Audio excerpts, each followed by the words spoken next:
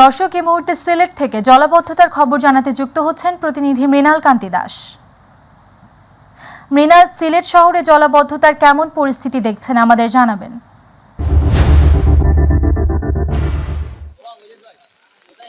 ধন্যবাদ আমাতুল। আপনি জানেন যে পাহাড়ি ঢল এবং অবিরত বৃষ্টির কারণে সিলেটে জলাবদ্ধতার সৃষ্টি হয়েছে। তার পরিস্থিতি কিন্তু ধীরে ধীরে অবনতি হচ্ছে। আমরা অবস্থান করছি সিলেট নগরীর 10 নম্বর ওয়ার্ডে। আমি যদি 10 নম্বর ওয়ার্ডের কলাপাড়ার চিত্রটা আপনাদেরকে এখানে দেখানোর চেষ্টা করি। এই এলাকার প্রতিটি ঘরবাড়িতেই পানি প্রবেশ করেছে। ঘরবাড়ির পাশাপাশি যেগুলো ব্যবসা প্রতিষ্ঠান রয়েছে সেই ব্যবসা প্রতিষ্ঠানগুলোতেও পানি প্রবেশ করায় কিন্তু মানুষজন চরম দুর্ভোগে রয়েছেন। আমরা একটু কথা বলতে চাই এই এলাকার যারা বাসিন্দারা রয়েছেন। আসলে এই যে বন্যায় হঠাৎ করে পানি উঠেছে, আপনারা কোন পরিস্থিতিতে আছেন? এবার এই পরিস্থিতিতে আছি, আমরা যাওয়ার কোনো জায়গা নাই। আজ 4 দিন ধরে এই অবস্থায় আমরা আছি। আমাদের কাউন্সিলর আছি, গতকালকে দেখে গেছেন। আমাদের মহিলা কাউন্সিলর মুক্তা খান গেছেন, আর কেউ আসেন নাই। মেয়র সাহেব যদি আসছেন তাহলে আইয়া দেখিয়া মানুষগুলা যাবে কোথায়? যাওয়ার জায়গা নাই। এই অবস্থায়, এই পরিস্থিতিতে, এই অবস্থায় মানুষগুলো আছে। বাঁচি মানুষ দেখতেছে, নদীর পানি বাড়তেছে। এই অবস্থায় মানুষ কোন দিকে যাবে, কোন জায়গায় উঠবে, কে আশ্রয় দিবে? কেউ যাওয়ার জায়গা নাই।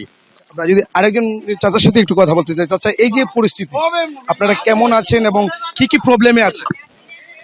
আমাদের হচ্ছে এলাকাটা গরিব এলাকা, বুঝছেন। এই যে বন্যা হচ্ছে, আমাদের ওদেরকে একটু ত্রাণ দেওয়া উচিত ছিল, আর একটু খোঁজ খবর নেওয়া উচিত ছিল। এগুলো তো ঠিক না। সরকার কি করছে? কোনো পদক্ষেপ নিচ্ছে না। আমাদের এটা ওয়ার্ডের মধ্যে অনেক গরিব লোক আছে, ঘরে পানি ঢুকে গেছে। এগুলা দেখাশোনা করা দরকার ছিল, বুঝছেন, আর ত্রাণ দেওয়া উচিত ছিল। আমাতুল, আপনি দেখতে পাচ্ছেন যে এখানে বিপুল পরিমাণ মানুষের সমাগম। সবাই কিন্তু বাইরে বের হয়ে এসেছেন এবং সবার দাবি হচ্ছে কেউ ওনাদের খবরাখবর নিচ্ছেন না, কোনো ধরনের কোনো ত্রাণ তারা পাচ্ছেন না। যদিও সিলেট সিটি কর্পোরেশনের পক্ষ থেকে বলা হচ্ছে যে প্রতিটি এলাকায় এই শুকনো খাবার দেওয়া হচ্ছে, কিন্তু তাদের এই অভিযোগের পরিপ্রেক্ষিতে কিন্তু আমরা কোনো উত্তর আমরা খুঁজে পাচ্ছি না।